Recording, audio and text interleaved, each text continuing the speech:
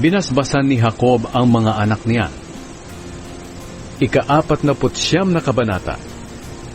Pagkatapos, tinawag ni Jacob ang mga anak niya at sinabi, "Magsiparito kayo dahil sasabihin ko sa inyo kung ano ang mangyayari sa inyo sa darating ng panahon.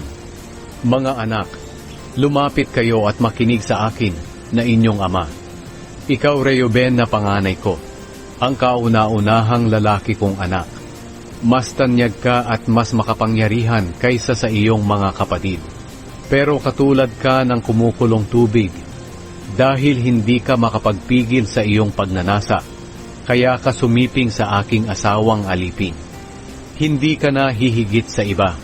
Kayo, Simeon at Levi, na magkakampi, ginagamit ninyo ang inyong armas sa pagmamalupit sa iba. Hindi ako sasama o dadalo sa pagtitipon ninyo, dahil pumapatay kayo ng mga tao kapag galit kayo, at pinipilayan ninyo ang mga toro kapag gusto ninyo. Susumpain ko kayo dahil sa inyong galit na napakalupit. Paghihiwalayin ko kayo at ipapangalat sa Israel. Ikaw, Huda, pupurihin ka at igagalang ng iyong mga kapatid.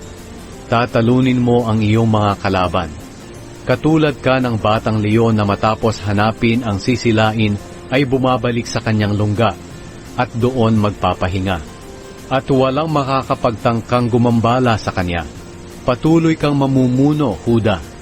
Magmumula sa mga lahi mo ang magiging mga pinuno. Kaya magbibigay ng buwis sa iyo ang mga bansa at susunod sila sa iyo. Magiging sagana ang iyong lupain. Kaya kahit itali mo ang asno malapit sa pinakamagandang tanim na ubas, hindi niya ito makakayang ubusin dahil sa dami. At kahit ipanglaba pa ang katas ng ubas, hindi ito mauubos. Kaya dahil sa masaganang katas ng ubas, magniningning ang iyong mga mata. At sa masaganang gatas higit na puputi ang ngipin mo. Ikaw, Zebulun, maninirahan ka sa tabi ng dagat. Ang lupain mo ay magiging daungan ng mga sasakyang pandagat. Ang lupain mo ay aabot hanggang sa Sidon. Ikaw, Isakar, katulad ka ng malakas na asno, pero nagpapahinga sa tirahan ng mga tupa. Titiisin mong magpaalipin kahit pa pagpasanin ka ng mabigat at sa pilitang pagtrabahuhin, basta't mabuti at sagana lang ang lupaing titirahan mo. Ikaw, Dan, pangungunahan mong mabuti ang iyong mga tao bilang isa sa mga lahi ng Israel.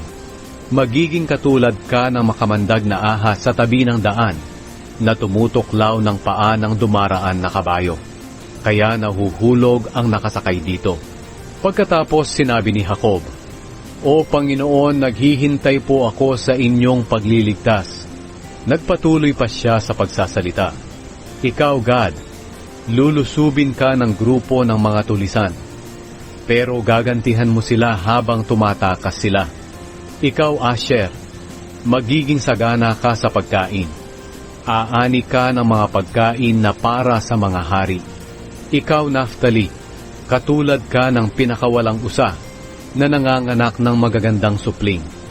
Ikaw, Jose, katulad ka ng mailap na asno sa tabi ng bukal o sa tabi ng bangin. Kaiinisan ka ng mga mamamana. Sa galit nila ay papanain kanila, pero palagi mo rin silang papanain.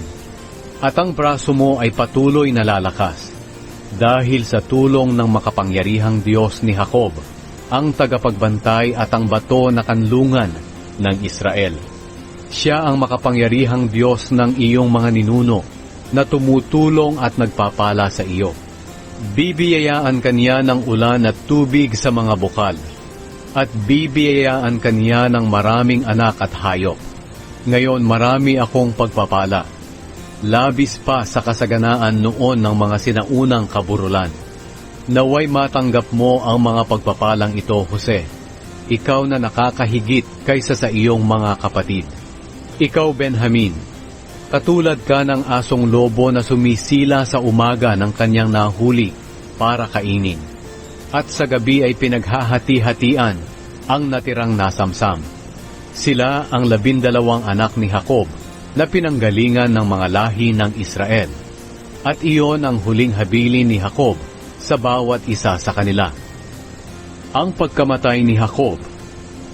Matapos habilinan ni Jacob ang mga anak niya, sinabi niya, "Ngayon, sandali na lang at makakasama ko na ang mga kamag-anak ko sa kabilang buhay. Ilibing niyo ako sa libingan ng aking mga ninuno, doon sa kuweba na nasa bukid ni Ephron na Heteo. Ang bukid na iyon ay nasa Makpela sa silangan ng Mamre, na sakop ng Kanaan. Binili ng lolo kong si Abraham ang bukid na iyon kay Ephron para gawing libingan. Doon siya inilibing pati ang lola kong si Sarah at ang mga magulang kong sina Isaac at Rebeka. At doon ko rin inilibing si Leah. Ang bukid at kuweba ay binili sa mga Heteo." Pagkatapos magsalita ni Jacob sa kanyang mga anak, nahiga siya at nalagutan ng hininga. At isinama siya sa kanyang mga kamag-anak na sumakabilang buhay na.